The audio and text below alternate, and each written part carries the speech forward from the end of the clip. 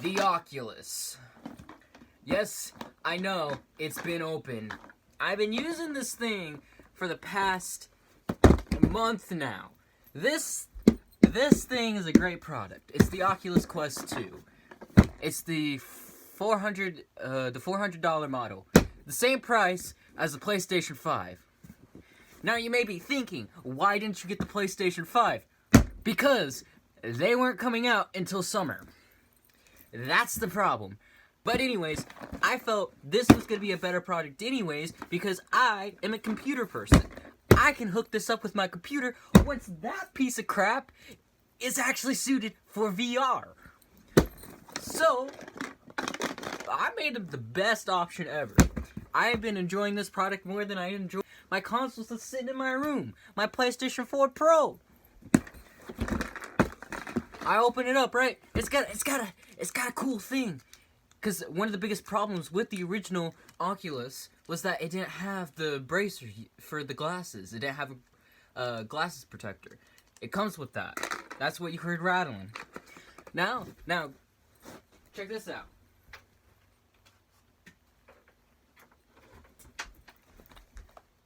Pretty decent sized headset right there, right? I put it on right now. It fits snugly.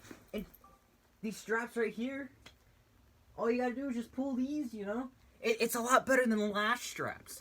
Not only that, this whole piece right here is Velcro. That was an improvement compared to the last Oculus. How I know is that my friend had the original Oculus. I think it's about the same price, but it's only one model. And I think it's like, I don't think it has like a gig's worth of space. This has 259 gigs. And the cheaper model, it has like 59 gigs or something like that. I don't remember.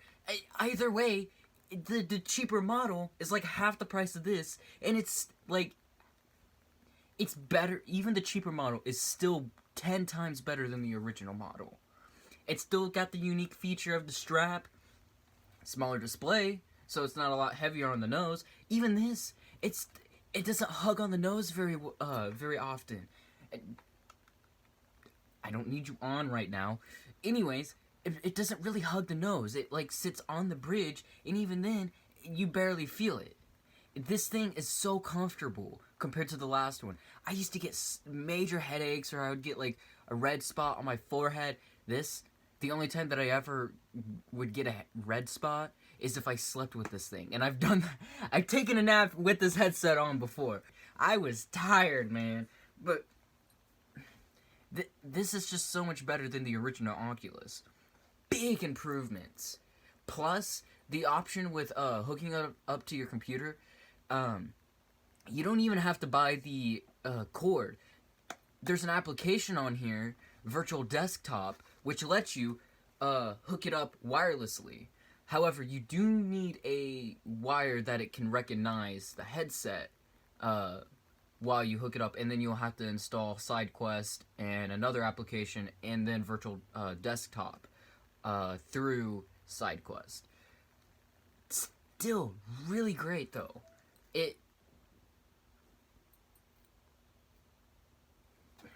I don't need you on. It's a really great option. If you're gonna go VR, the greatest VR headset that is wireless, that does not need a computer, is the Quest. I don't know about Go. I do know of Go. However, I've never tried it. I've heard some issues with like phone VR headsets from a friend, but I don't know. I've never tried it. But yeah, again, really great product. I've been spending so much time on this thing, and I can't wait to make videos just from this VR headset. My computer can sort of render certain VR games, however, VR chat, I can't even bother with that game because it's got so many polygons for some of the characters, so it's like, yeah, it lags the crap out of my computer. Downsides to having the Quest 2 instead of having an actual VR headset. Before I go to the downsides, another upside, you got a headphone jack. So you can put in your own headphones, which I got my Baller Gaming headset on my computer, as you can see right there. It's it lights up red, but however, it's not plugged in at the moment. I use that all the time, and it's got surround sound, so I feel like I'm inside the world that I'm playing. So that's really nice. It's got the USB Type-C, so that's never changed. You don't need to get the long cord for the USB Type-C for hooking up to a computer. You just need to get a 4-port charger that's a USB Type-C that supports 2 charging ports and 2 data transfer ports. Complicated, yes, I know, but it just needs to be a 4-port USB Type-C. That's all you need. It can be a 3-port, but you have to. By then, you would understand if it's for data transfer or for charging. You would if you're getting a 3-port, you would have to understand that. Another upside, other than like the straps and stuff, because it doesn't really seem to dig into the head. I've only had one issue of that, but that was because I didn't strap it on right. The controllers are amazing. The first day that I had this, I'm surprised how durable they were. I punched my wall, and yeah, you could probably see it. I don't know, camera focus, but right there, I teared some skin from punching my wall, because I was playing not Punch Out, but something. Creed. I was playing the demo of Creed, and punched my wall. This thing held up, man. I haven't really had very many issues with them. The only time is when trying to do sign language in VR. Yeah, there's some weird sensitivity issue with this controller. This was the one that I punched in the wall, or not in the wall, but at the wall, by accident, so there's that. So I probably did damage it a little bit, but still, these controllers are very durable. Plus, awesome feature about these, nearly impossible to get these things off compared to the first model. The first model, it was just magnets. Yeah, you had to apply a little bit of pressure in order to pull it off, but it would always come off in gameplay. I have to use my fingernails to get these off. These are clip-ons, which are awesome. 1 AA battery for each controller. Awesome. Battery life for these controllers, 1 week. However, the battery that it comes with, I believe it's about 2-3-ish weeks, the battery that it comes with. So before you throw away those batteries, look at those battery brands. Then buy those batteries, because those batteries make these controllers last forever. Regular batteries, we always get the off-brand ones, or we always get the cheap brand. Those ones, they last about like a week to almost 2. By the end of the week, it gets down to 10% battery life for the controllers. However, one tends to die faster than the other. But what I found out, if you flip the batteries to the other side, like if you take the battery out and then flip it over and put it back in, well, I should say on the others.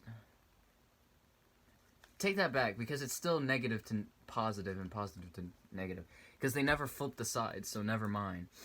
So I take that back. It does nothing. I was going to say, if you take the batteries out and then switch them between the controllers, it might increase the battery life, but I don't think it does. I don't think it's significant.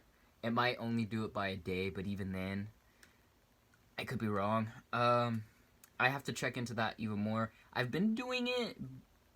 I kind of found that out, but I was thinking, oh, I'm flipping the battery over is what I was doing. And it's like, no, I'm not doing that. So instead of like technically charging it, but not really, I was just increasing the battery life.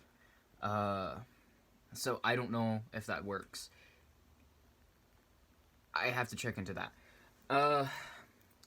Downsides. The biggest downside is that the charger that it comes with, it is small. And plus, it's only a USB Type-C. And it's a USB Type-C cord, and then it comes with a brick. So, hooking it up to a computer is useless unless you have a newer computer that uses USB Type-C. Or you have a USB Type-C converter that goes into USB.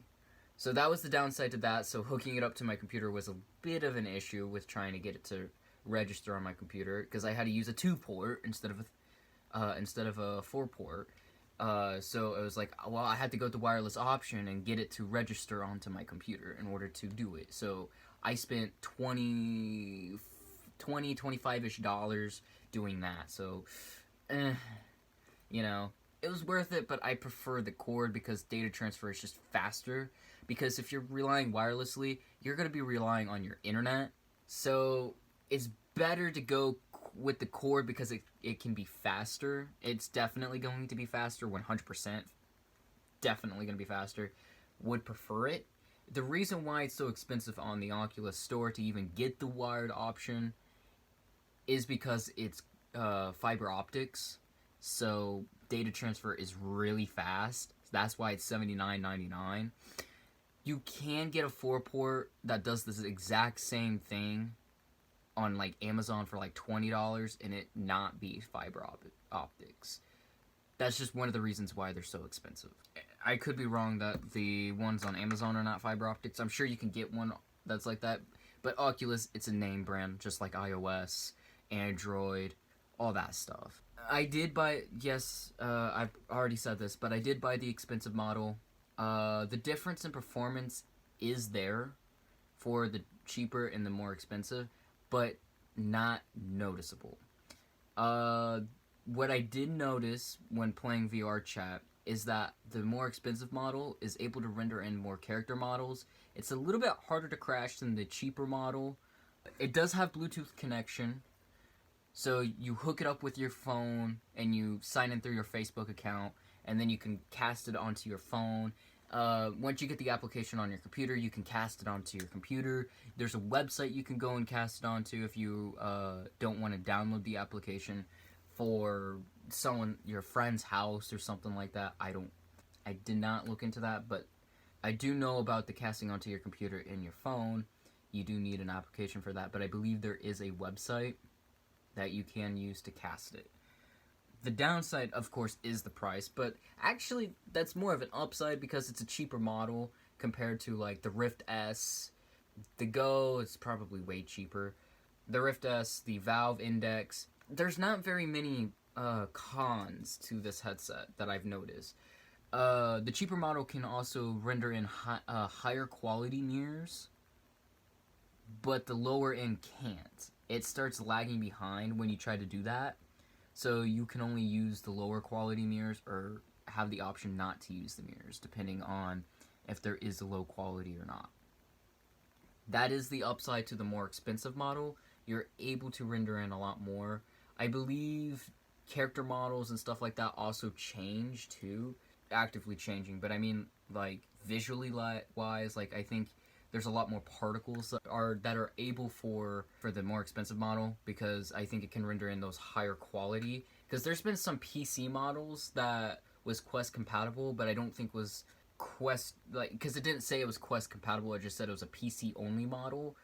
But I think because I have the higher end, I can render in some of those PC only, or the person just modded in specific things to where it was Quest compatible. And I'm leaning more towards that option rather than it because of being a higher end model. Straps are very comfortable. The controller itself is pretty comfortable. I think they're a little bit bigger, especially the buttons. It's been a while since I've seen the last one. The analog sticks fit just fine, but if you have big meaty hands, the analog sticks might be a problem because they are a bit tiny. If you can see that, they're just a tad bit tiny. But you see that little button? You just apply a little bit of pressure there, and it acts like you're placing your thumb there. Same thing with the buttons. They got like sensors on them, and same with the analog stick. You don't even have to press it down, but if you press it down, it's got a little click. So I'm kind of curious as to what games use that for, like Sprint or something like that. I don't think there's anything else. But when you get the Oculus Quest, make sure you do have a computer due to this one specific reason. You're going to want SideQuest. Because there's a lot of games on SideQuest that's not on the Oculus store. So you have a lot more options for games. Plus, the community makes games, and there's some ports on there. There's a Half-Life port that ports the original Half-Life into VR. It's definitely really worth it to get side quests. And then, if you do hook it up to your computer, if you have Steam, by all means, download Steam VR if your computer can handle VR, so that you can play VR games. Because you're going to want to do that. What that's going to do is also take a lot of the processing power off of the headset and put it onto your computer. So your computer's doing a lot more of the processing. But well worth it. It's well worth to check out. Definitely purchase it. I would recommend buying the more expensive model. If you can't afford it, buy the cheaper model. Alright? But don't buy the original Quest, because that one's outdated. Buy the Quest 2. Either buy the expensive or the cheap model. Up to you, whichever one that you want. If you want more space for games, buy the expensive model. If you want it to be able to play harder games that use a lot more rendering and all that stuff, buy the expensive model. If you're there to only play maybe a few games like Beat Saber, VR Chat, and possibly The Walking Dead, you could buy the cheaper model. Who cares, you know? If you see that this has potential for the future, buy the expensive model. In fact, if you got a PC, I would recommend the Rift or the Valve Index. Valve Index gives you a lot more range in your hands. That I do know because I do a lot of sign language in VR on the application VR Chat. There is sign language in there. Part of it is modified. The alphabet is mostly modified, but a lot of the signing itself stayed similar. So I think about like 80 to 90% of it is still the same to the real world. However, I am also learning real world, so I do know the difference, so that I'm not sitting there trying to sign to some dude that can only sign and can't speak, mute. So it's just so if I try to communicate, he's able to communicate to me, and I understand, and he understands me. That's one of the biggest reasons why, and plus, it's a fun language to learn. I never thought it'd be my second language, but here I am, it's my second language. I thought, honestly, Japanese, as you could tell, my ranks up over there, doing karate and all that stuff. I've been really big into Japanese history, even European history. I thought that Japanese would be my second language because I've wanted to go visit Japan for quite some time. But this is off topic, and there's probably going to be bloopers at the end of this. Who knows? Only I know, because I'm editing this video, because I'm the only solo editor. As this is a school project. Another downside. When you try to record with it, you have to hook up to your computer. I don't know about the VR headset, but you can record and stream on your headset, but you need an external mic hooked up to an external source. You have to hook up your headset to the computer, so you won't be able to get like sound through your headset unless you turn it up. But even then, since it's just vibrations through the headset, you can still hear it pretty well through the headphones. Mine's noise canceling, and I still hear it pretty well even without it being plugged in to the headset. So if you are trying to use it for YouTube, again, that was the problem that I had with it. I didn't know about it until after I was told by one of my one of my recording buddies, which that footage got corrupted on how I met him. But you do have to hook it up to your computer, record your own audio while you're recording in-game, which does suck because it requires a little bit more work, because then you have to merge it into the video. But other than that, those were the only downsides that I saw to this. I've been using it day in, day out, all the time. I have not touched my computer in some time. I have not even touched any of my consoles ever since I bought this. That's what's gonna do this video. This is it. I hope to see you guys next time when I make another video, probably of me actually playing Vader Immortal, because I need to actually record that. I keep putting it off. I keep putting everything off. It's been like, I don't know, months. Please hit that sub button and hit that bell icon if you want to be notified for more content that I've been making. I need to push onto this. I have a schedule, and I have it somewhat ingrained, but the problem is I've been slacking because I've been busy with school and work. Not only that, I push it off to the side, and that's my fault.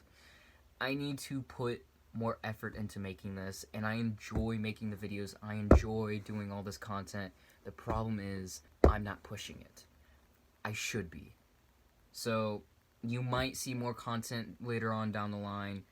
I don't know how often I'll be uploading, but I do have a schedule set up for video editing and all that stuff. Hopefully the next video won't be, I don't know, 5 months for the next video. Hopefully it'll be like maybe a week or 2. But this video, I should be able to get up and running. I do have another video, but it's of me. It's not even of me in the video. It's just a project that I worked on that I think you guys might enjoy. You might like it. It's just me revamping a video, pretty much. But you might like it, you might not. Up to you. Hit that like button. Please, by all means, share this video to anybody that you think might like the Quest or anything like that. Just share it to them. They might enjoy this video, and plus, that's gonna benefit me if you do that. I would enjoy making you guys laugh. So, love you guys. Stay safe, stay indoors, and please, wear a mask. Trust me. The CDC may be pushing, or we may be getting vaccinated pretty soon, but still, wear that mask. You're not only protecting yourself, but you're protecting others around you. So please, please, please, please, by all means, protect yourself. But that's all I gotta say in this video. See you guys next time in the next video.